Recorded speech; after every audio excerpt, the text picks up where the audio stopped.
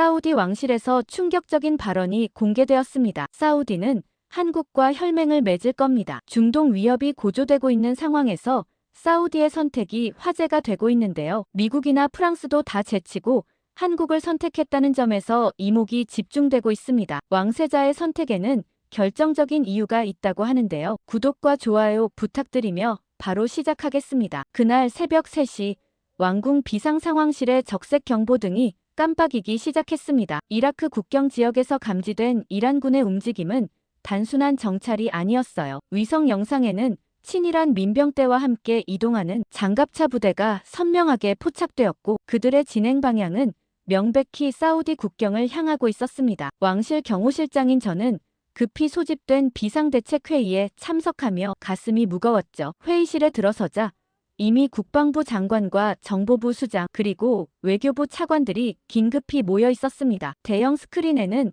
실시간으로 업데이트되는 국경 상황이 표시되고 있었어요. 상황 브리핑이 시작되자 예상보다 훨씬 심각한 현실이 드러났습니다. 이란군은 이번에 단순한 압박이 아닌 실질적인 군사행동을 준비하고 있었어요. 그들의 드론 부대가 이미 국경에서 50km 떨어진 지점까지 전진 배치되었고 지상군 역시 공격 태세를 갖추고 있었습니다. 국방부 장관은 침통한 목소리로 현재 사우디군의 대응 능력을 설명했어요. 기존 방어 시스템으로는 이런 대규모 복합 공격을 막아내기 어렵다는 것이 그의 솔직한 평가였습니다. 특히 이란의 정밀 유도 미사일과 자폭 드론의 조합은 우리가 예상했던 것보다 훨씬 위협적이었죠. 그때 회의실 한편에서 나임 빈살만 왕자가 조심스럽게 손을 들었습니다. 한국에서 국제관계학을 전공하고 돌아온 그는 평소에도 혁신적인 사고로 유명했지만 왕실 서열에서는 상당히 아래쪽에 위치한 인물이었어요. 그의 첫마디가 나오기도 전에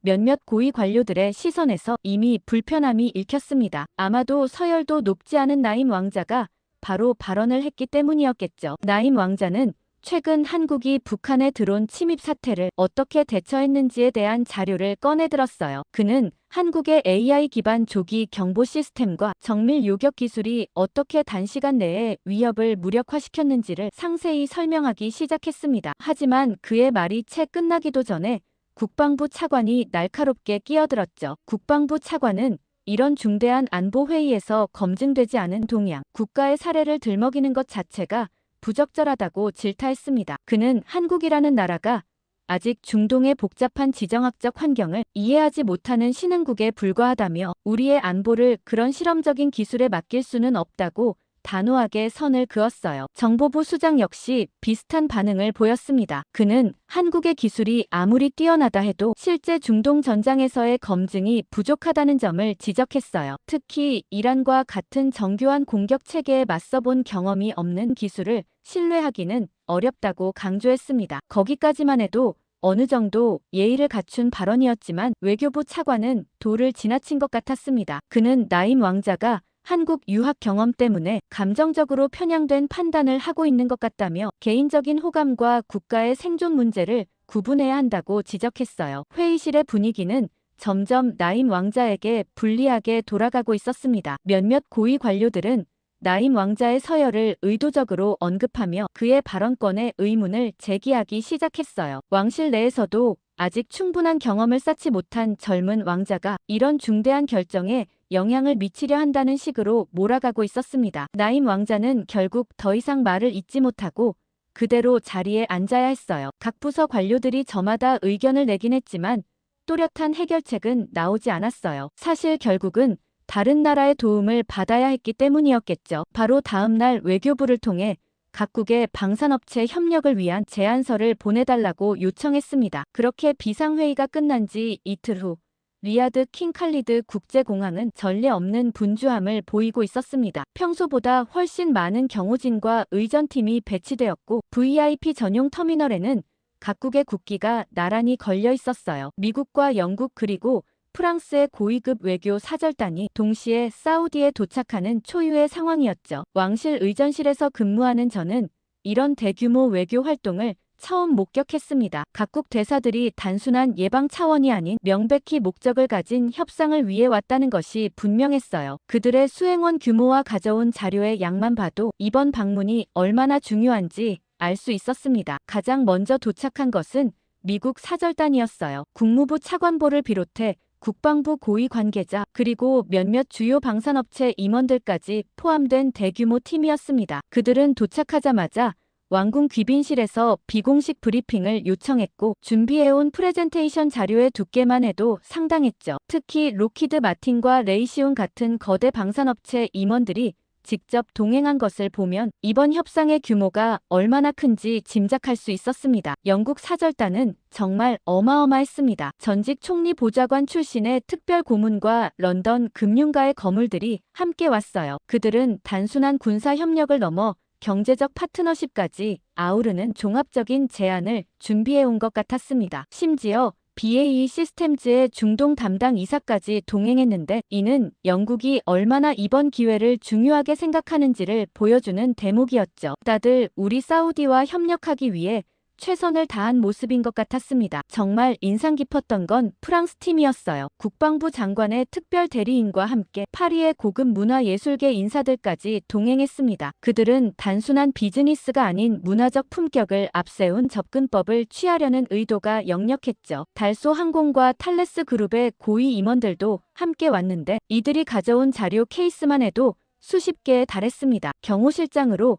그날 일정은 정말 빡빡했어요. 첫 번째 공식 오차는 미국 사절단과 함께 시작되었습니다. 왕궁의 가장 격식 높은 연회장에서 열린 이 자리에는 왕세자를 비롯한 핵심 왕실 인사들이 모두 참석했어요. 미국 측은 정교하게 준비된 프레젠테이션을 통해 현재 이란 위기에 대한 포괄적인 해결책을 제시했습니다. 그들이 준비한 3D 홀로그램 시연은 정말 인상적이었어요. 미국의 제안은 확실히 강력했어요. 최신형 패트리어트 미사일 시스템과 이지스 레이더 그리고 24시간 위성 감시 체계까지 포함된 완벽한 방어망 구축 계획이었습니다. 하지만 그들이 요구하는 조건들도 만만치 않았죠. 막대한 비용은 물론이고 사우디 영토 내 미군 기지 확장과 주요 의사결정에 대한 사전 협의 조항까지 포함되어 있었습니다. 심지어 통신 인프라에 대한 미국의 접근권까지 요구하고 있었어요. 왕세자의 표정이 어두웠죠. 아무래도 너무 공격적인 제안이었거든요. 만족스러운 회의를 하지 못한 채 영국과의 오찬을 이어나갔습니다. 영국은 사우디 왕실의 개인적 관심사까지 철저히 조사해온 듯 했어요. 왕세자가 관심을 보이는 재생에너지 분야부터 시작해서 차세대 교육 시스템까지 마치 사우디의 미래 비전을 함께 그려나가자는 식으로 접근했습니다. 영국 대사는 심지어 왕세자의 개인적 취미인 승마에 대한 이야기까지 자연스럽게 꺼내며 친밀감을 조성하려 했죠. 하지만 그게 전부였어요. 기술적인 면에서의 접근은 전문가가 아닌 제가 들어도 좀 부족하다는 느낌이 들더라고요. 잠시 쉬는 시간을 가진 왕세자는 머리가 아픈 듯 한참을 조용히 시간을 보내길 바라셨습니다. 그리고 마지막 일정은 프랑스와의 저녁 연회였어요. 저는 정말 깜짝 놀랐습니다. 샴페인과 고급 요리로 가득한 만찬장에서 그들은 유럽식 품격과 전통을 강조했어요. 프랑스 국방부 대표는 라팔 전투기와 최신 방공 시스템의 우수성을 설명하면서 동시에 사우디가 유럽과 맺을 수 있는 특별한 문화적 유대에 대해서도 언급했습니다. 하지만 프랑스의 조건도 까다로웠어요. 고급 병기 도입의 대가로 사우디의 주요 공항과 항만 운영권 참여를 요구했습니다. 겉으로는 경제적 파트너십이라고 포장했지만 실질적으로는 사우디의 핵심 인프라에 대한 통제권을 요구하는 것이나 다름없었죠. 그런데 갑자기 외교실장이 제게 종이를 건네왔습니다. 이게 뭔가 했더니 정말 어처구니가 없더라고요. 각 나라들이 이 모든 화려한 외교 전쟁이 벌어지는 동안 한국으로부터는 단 한 장의 간단한 제안서만 도착했습니다. 팩스로 전송된 A4 용지 2장짜리였어요. 고위급 인사의 방문도 없었고 화려한 프레젠테이션도 없었습니다. 그저 AI 기반 방어 기술 이전과 관련된 기본적인 개요만 담겨 있을 뿐이었죠. 3일간의 집중적인 외교 공세가 끝난 후 왕실 고위 간부들 사이에서는 명확한 선호도가 드러나기 시작했습니다. 왕실 안보위원회의 비공식 설문조사 결과 압도적 다수가 미국의 제안을 지지하고 있었어요. 국방부 장관부터 정보부 수장까지 핵심 안보라인의 인사들은 모두 한 목소리로 미국과의 협력을 주장했습니다. 왕실 회의실에서 열린 고위 간부 회의는 처음부터 열띤 토론의 장이 되었어요. 국방부 장관이 먼저 입을 열었습니다. 그는 현재와 같은 위급한 상황에서 검증된 군사력을 가진 나라는 결국 미국뿐이라고 강조했어요. 패트리어트 미사일의 걸프전 성과와 이지스 시스템의 실전 검증 사례, 그리고 미국이 중동 전역에서 보여준 군사적 개입 능력까지 모든 것이 신뢰할 만한 근거라는 것이 그의 논리였습니다. 정보부 수장도 미국 편에서 목소리를 냈어요. 그는 미국의 위성 정보망과 신호정보 수집 능력을 높이 평가했습니다. 특히 이란의 움직임을 실시간으로 파악할 수 있는 능력은 다른 어떤 나라도 제공할 수 없는 독보적인 자산이라고 말했죠. 현재 진행 중인 위기 상황에서 정보의 우위는 곧 생존을 의미한다는 것이 그의 설명이었어요. 하지만 외교부 차관은 다른 관점을 제시했습니다. 그는 프랑스의 제안도 진지하게 고려해 볼 만하다고 주장했어요. 프랑스의 라팔 전투기는 실제로 리비아와 말리에서 뛰어난 성능을 입증했고, 특히 사막 환경에서의 작전 능력이 검증되었다는 것이 그의 분석이었습니다. 또한 프랑스는 미국에 비해 정치적 조건을 덜 까다롭게 요구한다는 점도 장점이라고 덧붙였죠. 경제기획부 장관은 프랑스 측의 경제적 제안에 주목했습니다. 프랑스가 요구하는 공항과 항만 운영권 참여는 단순한 양보가 아니라 상호 이익이 될 수 있다고 분석했어요. 프랑스의 선진 인프라 운영 기술을 도입할 수 있는 기회이기도 하다는 것이 그의 견해였습니다. 그때 나임 빈 살만 왕자가 조심스럽게 손을 들었습니다. 회의실의 분위기는 순간 어색해졌어요. 지난번 회의에서 한국을 언급했던 그의 발언이 좋지 않은 반응을 얻었기 때문이었죠. 하지만 나임 왕자는 굴복하지 않았습니다. 나임 왕자는 차분한 목소리로 말했어요. 미국과 프랑스의 제안은 분명히 인상적이지만 우리가 간과하고 있는 것이 있지 않느냐고 물었습니다. 바로 실제 성능과 효율성에 대한 부분이라는 것이었죠. 그는 한국의 방산 기술이 최근 몇 년간 보여준 놀라운 발전상을 언급했습니다. 국방부 차관이 즉시 반박했어요. 그는 코웃음을 치며 한국이 우리에게 보낸 것이 고작 A4 용지 2장짜리 제안서뿐이라고 지적했습니다. 이런 성의 없는 태도로 어떻게 국가의 안보를 맡길 수 있겠느냐는 것이 그의 주장이었어요. 미국과 프랑스는 고위급 인사들이 직접 와서 정성스럽게 제안을 했는데 한국은 팩스 한 장으로 때우려 한다고 비꼬았습니다. 정보부 수장은 더욱 날카롭게 나임 왕자를 겨냥했어요. 그는 이런 중요한 국정회의에서 왕실 서열도 낮은 왕자가 검증되지 않은 의견을 자꾸 제시하는 것이 적절하지 않다고 지적했습니다. 더구나 개인적인 유학 경험에 기반한 감정적 판단을 국가 정책에 반영시키려 하는 것은 위험하다고 경고했죠. 나임 왕자는 이에 반박하려 했어요. 그는 외교적 형식보다 실질적 내용이 더 중요하다고 강조하려 했습니다. 한국의 K방산 기술이 이미 폴란드와 호주 등 여러 국가에서 검증받았다고 설명하기 시작했죠. 하지만 국방부 장관이 그의 말을 가로막았습니다. 그는 손을 들어 제지하며 지금은 이론적 토론을 할 때가 아니라고 단호하게 말했어요. 당장 눈앞의 위협에 대처해야 하는 상황에서 실무 경험도 부족한 왕자의 이상론은 도움이 되지 않는다고 일축했습니다. 외교부 차관도 가세했어요. 그는 나임 왕자에게 왕실 내에서의 본인 위치를 정확히 파악하고 발언해야 한다고 조언했습니다. 이런 중대한 안보 사안은 충분한 경험과 권한을 가진 고위 간부들이 결정할 문제라는 것이 그의 입장이었죠. 그러면서 젊은 왕자의 열정은 이해하지만 현실적으로 한국의 소극적 태도를 보면 그들이 이번 위기를 얼마나 심각하게 받아들이고 있는지 의문이라고 말했습니다. 진정한 파트너라면 최소한 고위급 대표단이라도 보내야 하는 것 아니냐고 덧붙였죠. 그 사이 재무부 장관은 아예 다른 주제로 화제를 돌렸습니다. 그는 미국의 800억 달러 제안과 프랑스의 600억 달러 제안을 비교 분석한 자료를 꺼내들며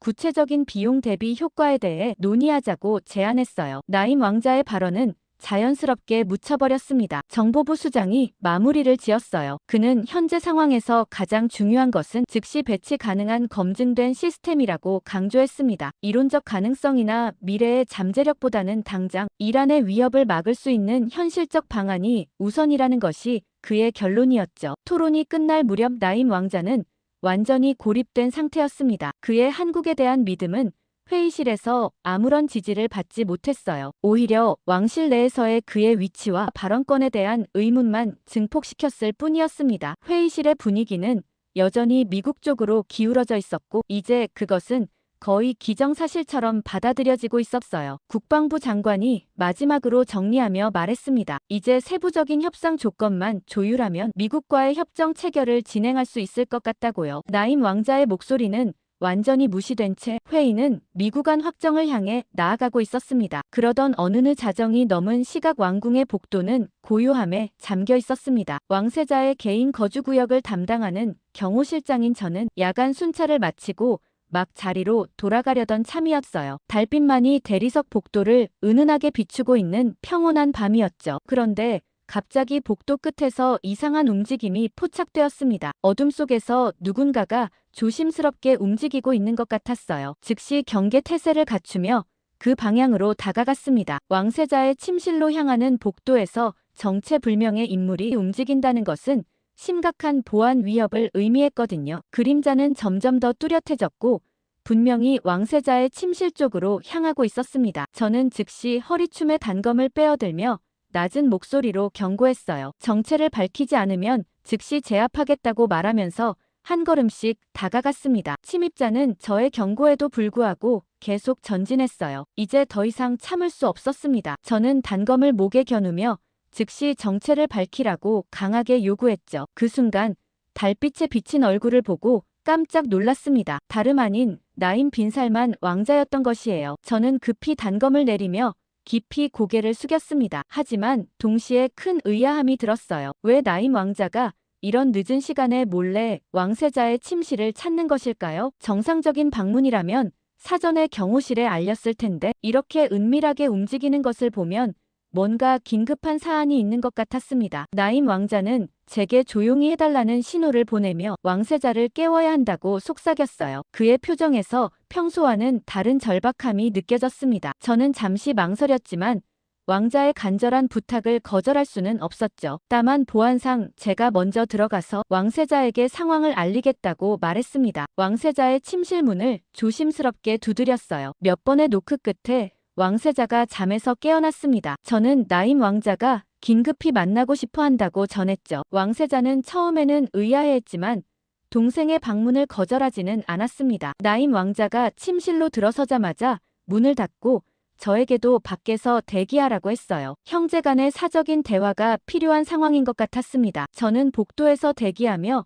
두 형제 사이에 무슨 일이 벌어지고 있는지 궁금해했죠. 침실 안에서는 나임 왕자의 다급한 목소리가 들려왔습니다. 비록 구체적인 내용은 들을 수 없었지만 그의 어조에서 상당한 긴장감이 느껴졌어요. 왕세자의 목소리는 처음에는 졸린 듯 했지만 점점 더 진지해지는 것 같았습니다. 대화는 예상보다 오래 지속되었어요. 거의 1시간 가까이 계속되었는데 중간중간 나임 왕자의 목소리가 높아지는 것을 들을 수 있었습니다. 평소 차분한 성격의 나임 왕자가 이렇게 감정적으로 대화하는 것은 매우 드문 일이었죠. 문득 침실 안에서 서류를 뒤지는 소리가 들렸습니다. 나임 왕자가 뭔가 자료를 꺼내어 보여주고 있는 것 같았어요. 그리고 이어서 왕세자의 놀라는 듯한 감탄사가 들려왔습니다. 분명히 중요한 정보가 공유되고 있는 상황이었죠. 대화의 마지막 부분에서는 나임 왕자의 목소리가 거의 절규에 가까웠습니다. 침실 문이 두껍긴 했지만 그의 간절한 어조는 복도까지 전해졌어요. 그는 형에게 뭔가를 간곡히 부탁하고 있는 것 같았습니다. 마침내 문이 열리고 나임 왕자가 나왔어요. 그의 얼굴에는 지친 기색이 역력했지만 동시에 마지막 희망을 걸고 있는 듯한 표정이었습니다. 그는 저에게 고맙다고 인사한 후 조용히 자신의 거처로 돌아갔죠. 왕세자는 침실 문에서 나임 왕자를 배웅하며 깊은 생각에 잠겨 있었어요. 그의 표정에서도 뭔가 복잡한 심경의 변화가 읽혔습니다. 분명히 이번 대화가 그에게 새로운 관점을 제공했을 것 같았죠. 다음 날 아침, 왕궁 안에서는 은밀한 소문들이 돌기 시작했습니다. 나임 왕자의 야간 방문이 완전히 비밀리에 이루어진 것은 아니었거든요. 몇몇 경호원들과 시종들이 그의 움직임을 목격했고 이는 곧 왕실 내부 네트워크를 통해 퍼져나갔어요. 특히 미국과의 협상을 추진하고 있던 고위 관료들 사이에서는 경계심이 높아졌습니다. 나임 왕자가 왕세자에게 어떤 이야기를 했는지 그리고 그것이 현재 진행 중인 협상에 어떤 영향을 미칠지에 대한 우려가 커졌죠. 하지만 정작 나임 왕자 본인은 그날 이후 더욱 조용해졌어요. 마치 자신이 할 수 있는 모든 것을 다한 것처럼 결과를 기다리는 듯한 모습이었습니다. 나임 왕자가 왕세자를 급히 찾아간 그날 밤 그가 형에게 전한 충격적인 사실의 전말은 이러했습니다. 경호실장인 저는 나중에 나임 왕자로부터 직접 이 이야기를 들을 수 있었어요. 그가 왕세자에게 보고한 내용은 왕실 고위 관료들이 완전히 미국에 매수되었다는 충격적인 사실이었습니다. 며칠 전 리야드 시내의 프라이빗 클럽 알파이살에서 벌어진 일이었어요. 나임 왕자의 측근 중 한 명이 우연히 이 모임을 목격하게 되었다고 했습니다. 평소 정치인들과 재벌들이 은밀한 거래를 논의하는 장소로 유명한 그곳에서 이날 밤에는 사우디의 핵심 인사들을 매수하기 위한 특별한 모임이 열리고 있었죠. 참석자들은 국방부 차관과 경제기획부 장관, 그리고 미국에서 온 록히드 마틴의 중동 담당 부사장과 CIA 출신의 민간 컨설턴트였습니다. 나임 왕자가 왕세자에게 강조한 것은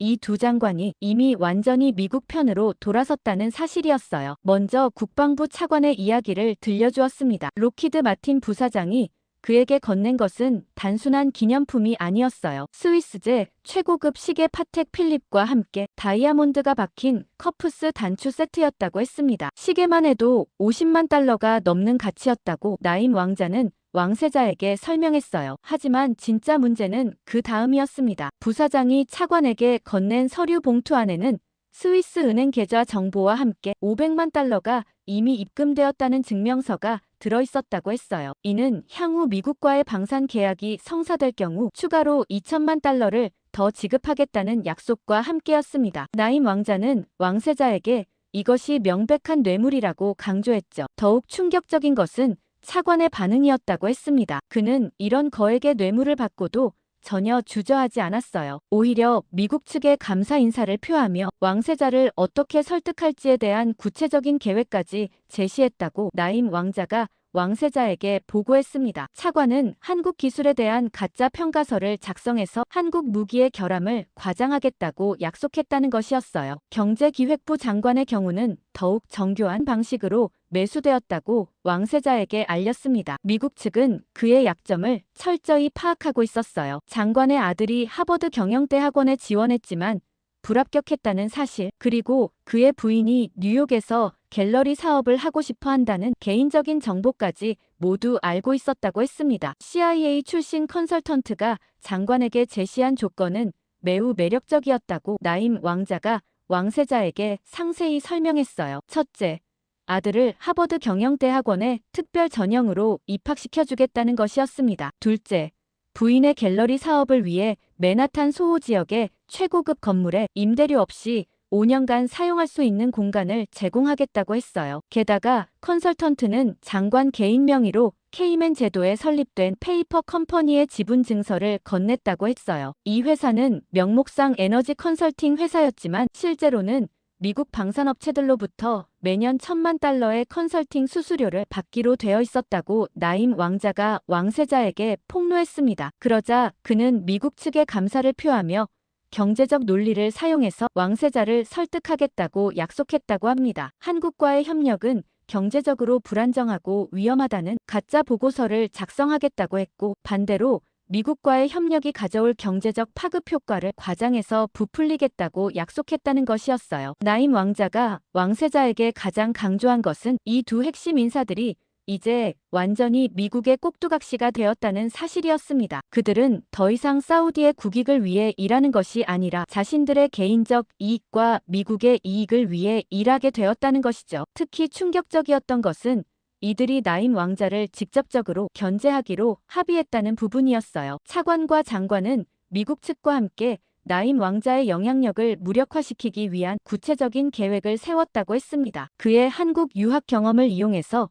그를 친한 성향의 위험 인물로 몰아가겠다는 것이었어요. 미국 측은 이들에게 향후 행동 지침도 상세히 제시했다고 나임 왕자가 왕세자에게 보고했습니다. 왕실 회의에서는 한국 기술의 위험성을 계속 강조하고 미국만이 진정한 해결책을 제공할 수 있다는 논리를 지속적으로 펼치라고 지시했다는 것이었어요. 또한 왕세자가 다른 대안을 고려하려 할 때마다 국제적 고립의 위험성을 과장해서 경고하라고 했다고 합니다. 록히드 마틴 부사장은 마지막으로 이들에게 특별한 연락 체계를 구축해 주었다고 했어요. 24시간 직통 연결되는 암호화된 통신 장비를 제공하고 협상 과정에서 어떤 변수가 생기더라도 즉시 대응할 수 있도록 실시간 소통 체계를 만들어 놓았다는 것이었습니다. 나임 왕자는 이 모든 정보를 왕세자에게 전하면서 이제 왕실 내부의 핵심 인사들을 더 이상 신뢰할 수 없게 되었다고 경고했다고 했어요. 그들은 이미 미국의 돈과 약속에 완전히 매수되어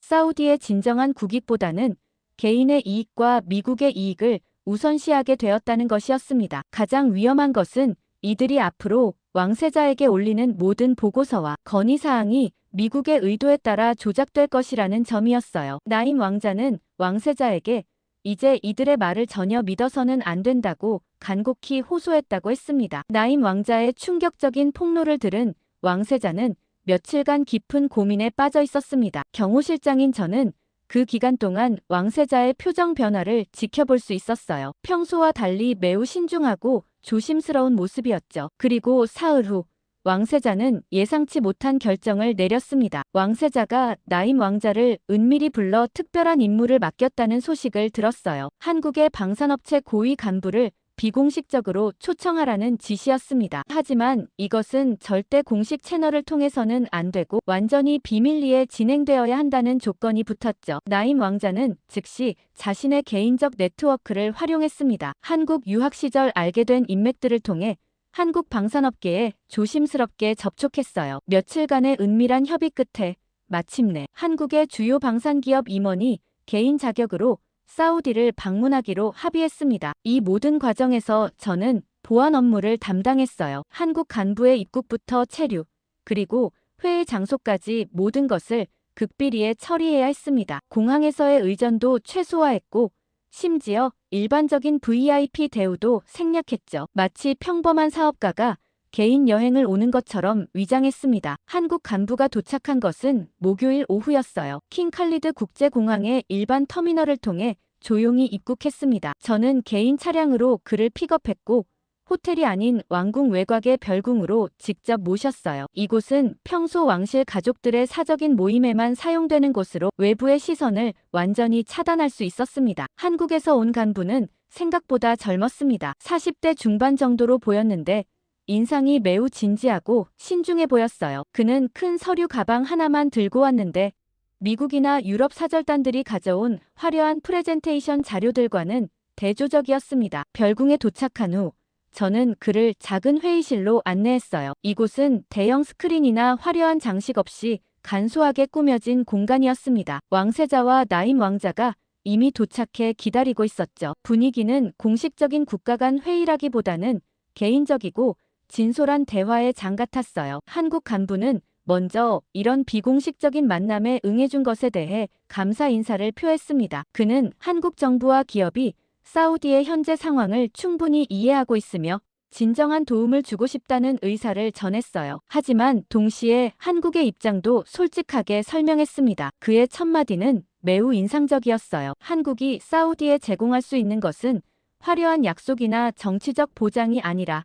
실질적이고 검증된 기술이라고 말했습니다. 그는 미국이나 유럽처럼 거대한 군사력을 배경으로 한 보호막은 제공할 수 없지만 대신 사우디가 자체적으로 방어할 수 있는 능력을 키워주겠다고 약속했어요. 왕세자가 첫 번째 질문을 던졌습니다. 한국이 사우디를 돕는 진짜 이유가 무엇인지 궁금하다고 했어요. 상업적 이익을 추구하는 것인지 아니면 다른 목적이 있는 것인지 직접적으로 물었습니다. 한국 간부의 답변은 매우 솔직했어요. 그는 물론 상업적 이익도 있다고 인정했습니다. 하지만 그보다 더 중요한 것은 한국도 과거 강대국들 사이에서 생존해야 했던 경험이 있기 때문이라고 설명했어요. 한국은 사우디와 비슷한 지정학적 어려움을 겪었고 그 과정에서 진정한 독립과 자주 방위의 중요성을 깨달았다고 말했습니다. 그는 계속해서 한국의 철학을 설명했어요. 한국은 다른 나라를 지배하거나 통제하려는 의도가 전혀 없다고 강조했습니다. 대신 파트너가 스스로 강해질 수 있도록 돕는 것이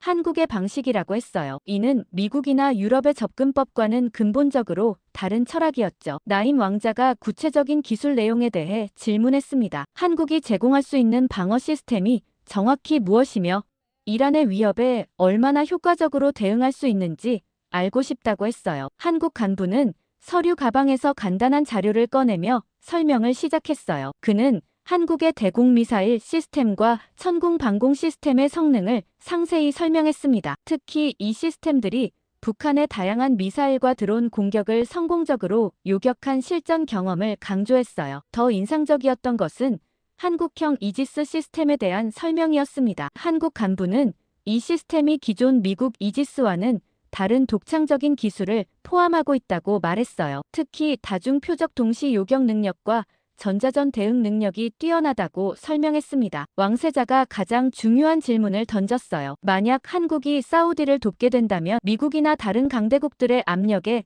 어떻게 대응할 것인지 물었습니다. 한국이 그런 압력에 굴복해서 사우디를 포기할 가능성은 없는지 우려를 표명했죠. 한국 간부의 답변은 매우 확신에 차 있었어요. 그는 한국이 이미 여러 차례 강대국들의 압력을 견뎌낸 경험이 있다고 말했습니다. 특히 중국의 사드 보복이나 일본의 경제, 제재 등을 극복한 사례를 들며 한국은 한번 약속한 파트너를 쉽게 포기하지 않는다고 강조했어요. 그는 또한 한국의 기술 협력 방식에 대해서도 설명했습니다. 단순히 완제품을 수출하는 것이 아니라 기술 이전을 통해 사우디가 자체 생산 능력을 갖추도록 돕겠다고 약속했어요. 이는 장기적으로 사우디의 기술 자립도를 높이는 데 기여할 것이라고 설명했습니다. 회의가 진행될수록 왕세자의 표정이 점점 진지해졌어요. 그는 한국 간부에게 구체적인 일정과 절차에 대해 질문했습니다. 만약 협력이 결정된다면 얼마나 빨리 시작할 수 있는지,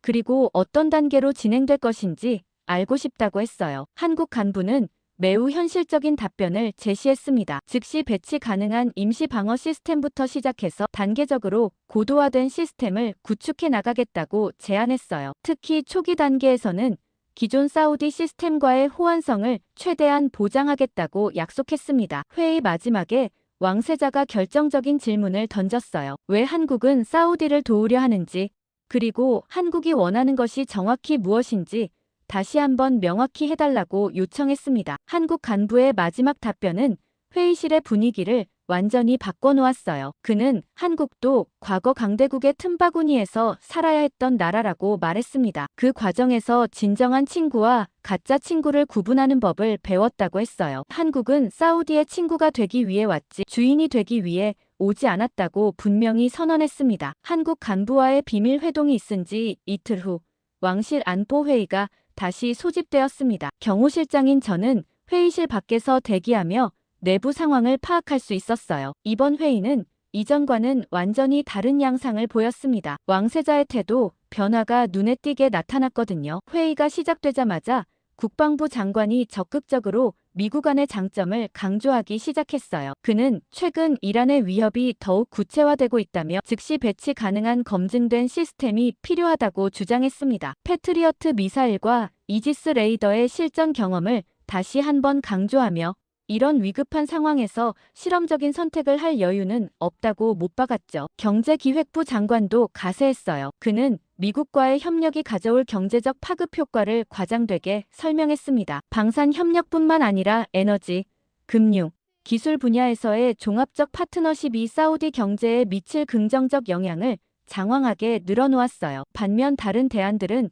경제적으로 불확실하고 위험하다고 폄하했습니다. 그때 나임 왕자가 조심스럽게 발언권을 요청했어요. 회의실의 분위기는 순간 긴장됐습니다. 지난번 회의에서 그의 한국 관련 발언이 냉대받았던 기억이 모두에게 남아있었거든요. 하지만 이번에는 왕세자가 직접 그에게 발언 기회를 주었습니다. 나임 왕자는 차분하지만 단호한 목소리로 말하기 시작했어요. 그는 최근 입수한 정보에 따르면 한국의 방산 기술이 생각보다 훨씬 진보되어 있다고 말했습니다. 특히 실전 경험이 부족하다는 기존 평가가 잘못되었다고 지적했죠. 한국은 세계에서 유일하게 분단 상황에서 70년 이상 긴장 상태를 유지하며 실질적인 방어 경험을 쌓아온 나라라고 강조했습니다. 국방부 차관이 즉시 반박했어요. 그는 코웃음을 치며 북한과 이란의 위협 수준을 동일선상에서 비교하는 것 자체가 무리라고 주장했습니다. 북한의 구식 기술과 이란의 정교한 정밀 유도 무기는 완전히 다른 차원의 위협이라며 한국의 경험으로는 이란을 상대할 수 없다고 단정했어요. 하지만 나임 왕자는 더욱 구체적인 반박을 준비하고 있었습니다. 그는 한국이 단순히 북한만을 상대한 것이 아니라고 설명했어요. 최근 몇 년간 한국은 북한의 고도화된 미사일 기술과 드론 기술에 성공적으로 대응했으며 이는 이란의 공격 패턴과 매우 유사하다고 분석했습니다. 특히 다연장 로켓과 자폭 드론의 동시 공격에 대한 대응 경험은 세계에서 한국이 유일하다고 강조했죠. 정보부 수장이 나임 왕자의 발언에 날카롭게 개입했어요. 그는 이런 중요한 안보 회의에서 검증되지 않은 정보에 기반한 추측성 발언을 하는 것이 적절하지 않다고 지적했습니다. 더구나 왕실 서열상 아직 충분한 경험을 쌓지 못한 왕자가 국가의 생존이 걸린 문제에 대해 이렇게 주관적인 견해를 펼치는 것은 위험하다고 경고했어요. 외교부 차관은 더욱 신랄했습니다. 그는 나임 왕자가 한국 유학 경험으로 인해 감정적으로 편향된 판단을 하고 있다고 비판했어요. 개인적 호감과 국가의 안보를 혼동해서는 안 된다며 객관적이고 현실적인 접근이 필요하다고 강조했습니다. 나임 왕자는 이런 인신공격성 발언에도 침착함을 유지했어요. 그는 자신의 주장이 감정이 아닌 구체적인 데이터에 기반하고 있다고 반박했습니다. 한국의 철매-II 시스템이 북한 미사일을 100% 요격한 성과, 그리고 한국형 이지스 시스템의 탐지 능력이 기존 시스템을 능가한다는 객관적 평가 자료를 제시하려 했어요. 하지만 국방부 장관이 그의 말을 가로막았습니다. 그는 손을 들어 제지하며 지금은 이론적 토론을 할 때가 아니라고 단호하게 말했어요. 당장 눈앞의 위협에 대처해야 하는 상황에서 실무 경험이 부족한 왕자의 이상론은 오히려 혼란만 가중시킬 뿐이라고 일축했습니다. 경제기획부 장관도 가세했어요. 그는 나임 왕자에게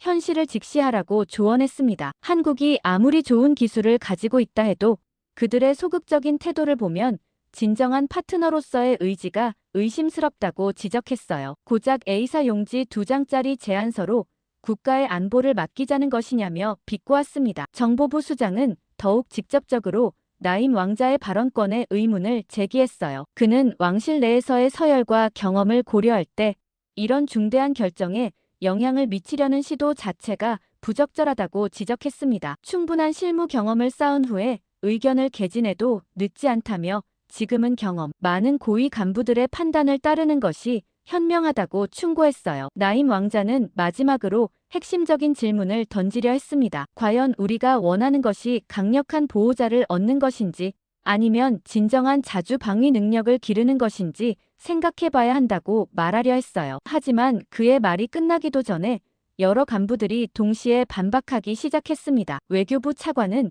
현재 상황에서 이상론적 접근은 사치라고 단정했어요. 국방부 차관은 당장의 생존이 우선이라며 장기적 비전은 안전을 확보한 후에 고려해도 늦지 않다고 주장했습니다. 경제기획부 장관은 한국과 같은 신흥국에 의존하는 것이야말로 더 큰 위험이라고 경고했어요. 회의실의 분위기는 완전히 나임 왕자에게 적대적으로 변했습니다. 그의 모든 발언은 미숙한 이상론이나 감정적 편견으로 치부되었어요. 심지어 일부 간부들은 그의 계속되는 반대 의견이 회의 진행에 방해가 된다며 불만을 표시하기 시작했습니다. 정보부 수장이 마무리 발언을 했어요. 그는 현재 상황에서 가장 중요한 것은 신속하고 현실적인 결정이라고 강조했습니다. 검증된 기술과 확실한 지원을 제공할 수 있는 파트너가 필요한 시점에서 불확실한 대안들에 대한 논의는 시간 낭비일 뿐이라고 결론지었어요. 나임 왕자는 완전히 고립된 상태로 회의를 지켜봐야 했습니다. 그의 모든 논리적 반박은 무시당했고 개인적 자격과 경험에 대한 공격만 계속되었어요. 회의실의 압도적 분위기는 미국안 확정을 향해 흘러가고 있었습니다. 하지만 그 순간 예상치 못한 일이 벌어졌어요. 지금까지 조용히 회의를 지켜보던 왕세자가 갑자기 입을 열기 시작한 것이었습니다. 회의실의 모든 시선이 왕세자에게 집중되었습니다. 경호실장인 저는 복도에서 대기하며 회의실 내부의 긴장감을 느낄 수 있었어요. 지금까지 조용히 각 부처의 의견을 들어온 왕세자가 마침내 자신의 입장을 밝히려 하고 있었습니다. 왕세자는 천천히 자리에서 일어나며 회의실을 한 바퀴 둘러보았어요. 그의 표정은 평소보다 훨씬 진지했고 무언가 중대한 결정을 내린 사람의 확신에 찬 모습이었습니다. 국방부 장관을 비롯한 고위 간부들은 모두 기대에 찬 표정으로 그를 바라보고 있었죠. 미국안이 최종 승인될 것이라고 확신하고 있는 것 같았어요. 왕세자가 첫 마디를 꺼내자 회의실의 분위기가 순간 얼어붙었습니다. 그는 지난 며칠간 여러 정보를 종합적으로 검토한 결과 중요한 사실들을 발견했다고 말했어요. 특히 일부 간부들의 객관성에 의문이 든다는 발언은 모두를 당황시켰습니다. 국방부 장관이 조심스럽게 질문했어요. 왕세자의 발언이 무슨 의미인지 명확히 해달라고 요청했습니다. 혹시 미국과의 협상 과정에서 문제가 있었는지 아니면 다른 우려사항이 있는지 알고 싶다고 했죠. 왕세자는 차분하지만 단호한 목소리로 대답했어요. 그는 최근 왕실 고위 간부들 중 일부가 외부 세력으로부터 부적절한 영향을 받고 있다는 정보를 입수했다고 밝혔습니다. 이는 국가의 중대한 결정에 개인적 이익이 개입될 수 있는 매우 위험한 상황이라고 경고했어요. 경제기획부 장관의 얼굴이 창백해졌습니다. 그는 왕세자의 발언이 구체적으로 무엇을 지칭하는지 물었어요. 혹시 잘못된 정보에 기반한 오해는 아닌지 조심스럽게 반문했습니다. 정보부 수장도 즉시 반응했어요. 그는 그런 중대한 의혹이 있다면 즉시 조사해야 한다고 주장했습니다. 하지만 동시에 확실한 증거 없이 고위 간부들에 대한 의혹을 제기하는 것도 신중해야 한다고 덧붙였죠. 왕세자는 이들의 당황스러운 반응을 예상하고 있었던 것 같았어요. 그는 구체적인 증거 제시보다는 원칙적인 입장을 먼저 분명히 했습니다. 사우디아라비아의 안보 정책은 순수하게 국익에 기반해서 결정되어야 하며 어떤 개인적 이익이나 외부 압력도 개입되어서는 안 된다고 선언했어요. 외교부 차관이 긴장된 목소리로 질문했습니다. 그렇다면 현재 진행 중인 미국과의 협상에 문제가 있다는 것인지 명확히 해달라고 요청했어요. 지금까지의 모든 준비 과정이 무의미해질 수 있는 중대한 발언이라고 우려를 표명했습니다. 왕세자는 이 질문에 대해 매우 신중하게 답변했어요. 미국과의 협상 자체에는 문제가 없지만 협상을 추진하는 과정에서 일부 간부들의 판단력에 의문이 든다고 말했습니다. 특히 다른 대안들에 대한 평가가 지나치게 편향적이었다고 지적했어요. 국방부 차관이 즉시 반박했습니다. 그는 자신들의 모든 판단이 객관적인 데이터와 전문적 분석에 기반했다고 강조했어요. 미국 이외의 대안들이 부족한 평가를 받은 것은 실제로 그만한 한계가 있기 때문이라고 주장했습니다. 하지만 왕세자는 이미 다른 정보를 확보하고 있었어요. 그는 최근 한국의 방산 기술에 대한 독립적인 평가를 의뢰했다고 밝혔습니다. 그 결과 기존 간부들의 평가와는 상당히 다른 결론이 나왔다고 말했어요. 경제기획부 장관이 불안한 표정으로 질문했습니다. 어떤 경로를 통해 그런 평가를 의뢰했는지, 그리고 그 결과가 얼마나 신뢰할 만한 것인지 알고 싶다고 했어요. 왕세자는 구체적인 경로는 밝히지 않았지만 충분히 신뢰할 만한 전문가들을 통해 객관적인 평가를 받았다고 답변했어요. 그 결과 한국의 기술이 기존 평가보다 훨씬 우수하고 실전 검증도 충분히 이루어졌다는 결론을 얻었다고 밝혔습니다. 정보부 수장은 아무리 한국의 기술이 우수하다 해도 현재의 긴급한 상황에서는 즉시 배치 가능한 미국 시스템이 더 적합하다고 주장했습니다. 장기적 관점보다는 당면한 위협에 대한 즉각적 대응이 우선이라고 강조했죠. 왕세자는 이 논리에 대해서도 준비된 반박을 제시했어요. 그는 진정한 안보는 일시적인 보호막이 아니라 자체적인 방어 능력 구축에서 나온다고 말했습니다. 미국에 의존하는 방식은 단기적으로는 안전해 보일 수 있지만 장기적으로는 더 큰 위험을 초래할 수 있다고 경고했어요. 국방부 장관이 절망적인 마지막 카드를 꺼내들었습니다. 그는 왕세자의 결정이 사우디를 국제적으로 고립시킬 위험이 있다고 경고했어요. 미국과의 관계가 틀어지면 다른 서방 국가들과의 관계도 어려워질 수 있다고 위협했습니다. 하지만 왕세자는 이미 이런 압박을 예상하고 있었던 것 같았어요. 그는 사우디가 진정한 독립국가로서 자주적인 선택을 할 권리가 있다고 선언했습니다. 다른 나라의 눈치를 보며 결정을 내리는 것은 진정한 주권 국가의 모습이 아니라고 강조했어요. 그러면서 왕세자가 마침내 최종 결정을 발표했어요. 그는 사우디아라비아가 한국과 전략적 군사기술 협력을 체결하기로 결정했다고 선언했습니다. 이는 진정한 기술 자립과 자주 방위를 위한 선택이라고 강조했어요. 동시에 왕세자는 또 다른 폭탄 선언을 했습니다. 최근 일부 고위 간부들이 외부 세력으로부터 부적절한 로비를 받았다는 증거를 확보했으며 이에 대한 수사를 즉시 착수하겠다고 발표했어요. 관련자들은 모든 공직에서 파면되고 법적 처벌을 받게 될 것이라고 못 박았습니다. 회의실은 순간 아수라장이 되었습니다. 국방부 차관과 경제기획부 장관의 얼굴은 핏기를 잃었고 다른 간부들도 당황한 기색을 숨기지 못했어요. 하지만 왕세자의 결정은 이미 확고했고 되돌릴 수 없는 것이었습니다. 나임 왕자만이 안도의 표정을 짓고 있었어요. 그의 절망적인 호소가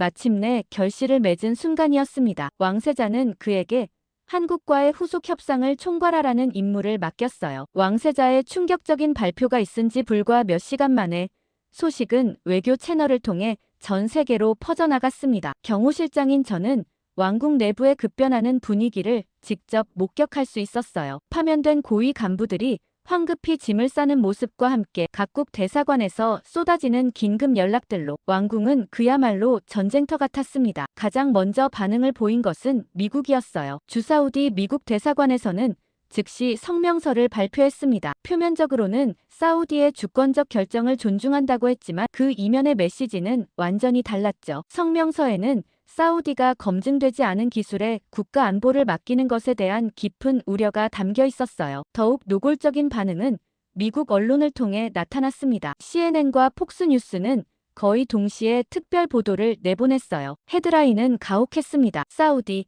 값싼 기술에 안보를 맡기다라는 제목으로 한국의 방산 기술을 조롱하는 기사들이 쏟아져 나왔죠. 특히 워싱턴 포스트의 사설은 신랄했습니다. 그들은 사우디가 중동의 복잡한 안보 환경을 이해하지 못하는 아시아 신흥국에 의존하기로 결정한 것은 역사적 실수라고 규정했어요. 한국이 아무리 기술적으로 발전했다 해도 실제 중동 전장에서의 경험은 전무하다며 우려를 표명했습니다. 월스트리트 저널은 경제적 관점에서 접근했어요. 그들은 사우디가 미국과의 경제적 유대를 포기함으로써 장기적으로 큰 손실을 보게 될 것이라고 예측했습니다. 특히 달러 기축 통화 체제 하에서 미국과의 관계 악화가 사우디 경제에 미칠 파급 효과를 경고하는 분석 기사들이 연일 보도되었어요. 더욱 충격적인 것은 미국 국방부 관계자들의 비공식 발언이었습니다. 익명을 요구한 한 고위 관계자는 사우디의 결정을 전략적 근시안이라고 혹평했어요. 그는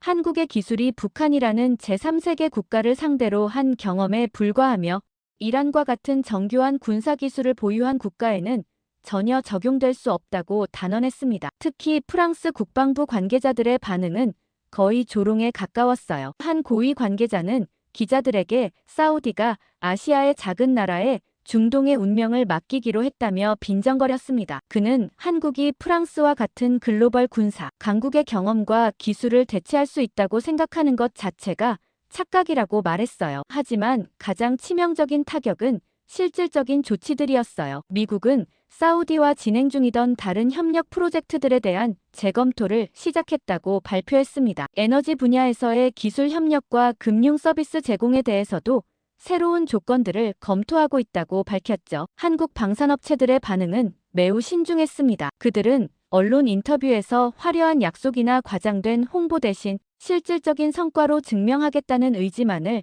담담하게 표명했어요. 이런 태도는 서구 언론들의 조롱과는 대조적이었습니다. 특히 인상적이었던 것은 한국 외교부의 대응이었어요. 그들은 서구 언론의 비판에 일일이 반박하지 않고 대신 사우디와의 협력 계획을 차근차근 구체화해 나가고 있었습니다. 이런 조용한 접근법은 미국과 유럽의 화려한 로비 활동과는 확연히 달랐죠. 왕궁 내부에서도 변화가 감지되었습니다. 파면된 간부들을 대신해 새로운 인사들이 임명되었고 이들은 모두 왕세자의 새로운 방향에 동조하는 인물들이었어요. 나임 왕자는 한국과의 협력을 총괄하는 특별위원회의 위원장으로 임명되어 본격적인 활동을 시작했습니다. 사우디의 한국 협정 발표 후 일주일이 지났을 때 예상치 못한 소식이 들려왔습니다. 이란이 다시 움직이기 시작한 것이었어요. 경호실장인 저는 왕실 상황실에서 전해지는 긴급 보고들을 직접 확인할 수 있었습니다. 이란은 마치 사우디의 새로운 선택을 시험해 보려는 듯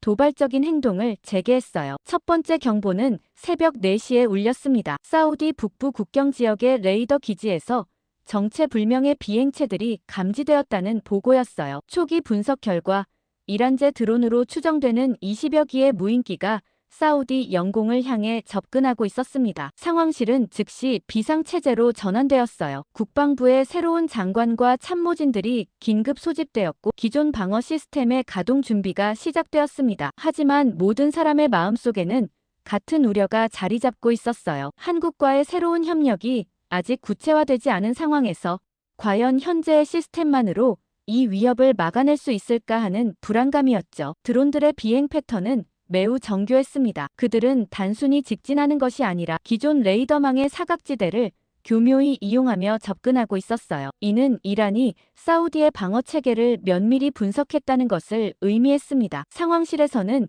긴급 대응 회의가 열렸어요. 새로 임명된 국방부 장관은 기존 패트리어트 미사일 시스템과 방공포를 이용한 요격을 지시했습니다. 하지만 동시에 모든 사람이 한 가지 사실을 깨닫고 있었어요. 이번 공격이 사우디의 새로운 선택에 대한 이란의 시험이라는 것을 말이죠. 드론들은 예상보다 빠른 속도로 접근하고 있었습니다. 레이더 요원들의 보고에 따르면 이들은 기존에 알려진 이란 드론들보다 훨씬 진보된 기술을 보유하고 있는 것 같았어요. 특히 전자전 대응 능력이 뛰어나 일반적인 재밍 시도에도 영향을 받지 않고 있었습니다. 왕세자는 상황실에 직접 나와 실시간으로 상황을 지켜보고 있었어요. 그의 표정은 긴장되어 있었지만 동시에 확고한 의지가 느껴졌습니다. 나임 왕자도 함께 있었는데 그는 한국 측과의 긴급 연락을 시도하고 있었어요. 첫 번째 요격 시도는 부분적으로만 성공했습니다. 패트리어트 미사일이 드론 중 일부를 격추하는 데는 성공했지만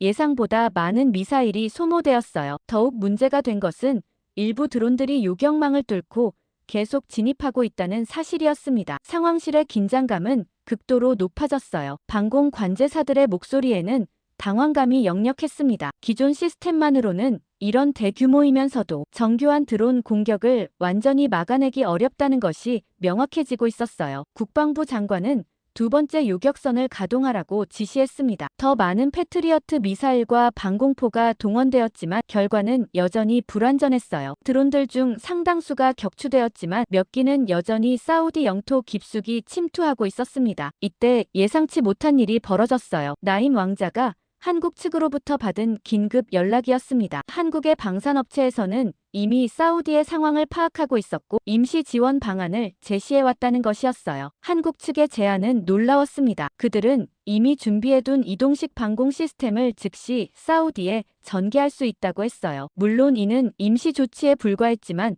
현재의 위급한 상황에서는 큰 도움이 될 수 있었습니다. 왕세자는 즉시 승인을 지시했어요. 하지만 문제는 시간이었습니다. 한국의 지원이 도착하기까지는 최소 몇 시간이 걸릴 것이고 당장의 위협은 계속되고 있었거든요. 그런데 놀라운 일이 일어났습니다. 한국 측에서 또 다른 연락이 왔는데 이미 아랍에 전개되어 있던 한국의 시험 장비를 긴급히 사우디로 이동시킬 수 있다는 것이었어요. 이는 몇 시간 내에 도착 가능한 옵션이었습니다. 상황실의 모든 사람들이 이 소식에 놀랐어요. 한국이 이렇게 신속하고 현실적인 대응 방안을 제시할 줄은 예상하지 못했거든요. 미국이나 유럽의 경우 이런 긴급 상황에서도 복잡한 승인 절차와 정치적 고려 사항들 때문에 즉각적인 지원이 어려웠을 텐데 한국은 전혀 다른 접근을 보여주고 있었습니다. 한국의 긴급 지원팀이 도착한 것은 드론 공격이 끝난 지 불과 6시간 후였습니다. 경호실장인 저는